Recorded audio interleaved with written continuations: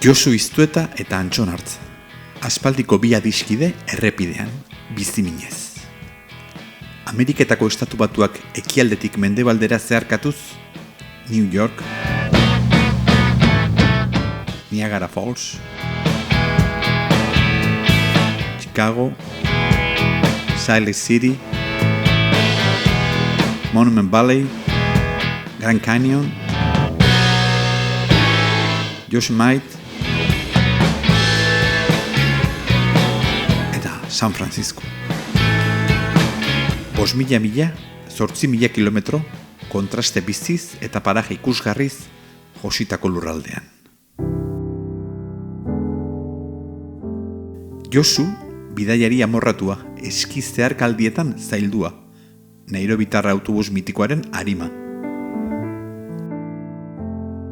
Antxon, piraguista aitzindaria, Al filo de lo imposible telebista saioko espezialista, hain maiteak dituen ur biziak bezain bizia.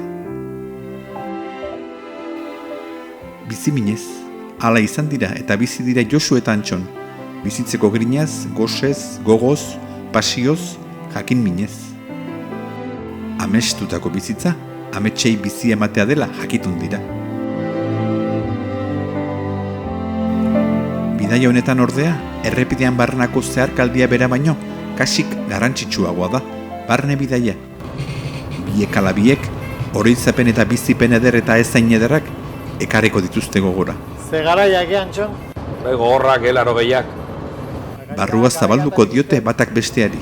Bueno, nik 3 frente bintzat ikusten dituen, ez? Bata zan mendia eta pixka kirola geskoak eta bestea zan droga mundua eta gero bestea, bueno, politika eta horren inguruko gauzak.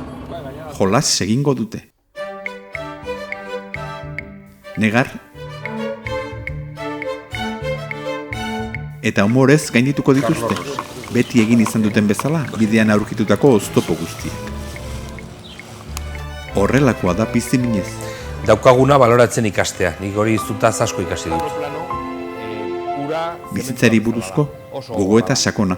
Eta azkenian konturatzen zara, indezakezula iaia gauza guztiak. Nik orain mendira, kuad batekin joaten naiz, eskiatzen dute eserita, baina iaia lehenago bezalako gauzak egiten ditut. Bi adiskideren erretratu zintzoa. Bizimina transmititzen duen Ruth Moby ungigarria. Bai, amets polit bat bete dugu, janiz prestatzen dugun beste amets bat elkarrik. Hori du, amets bakoitza betetzen danean, beste bat asmatzen da.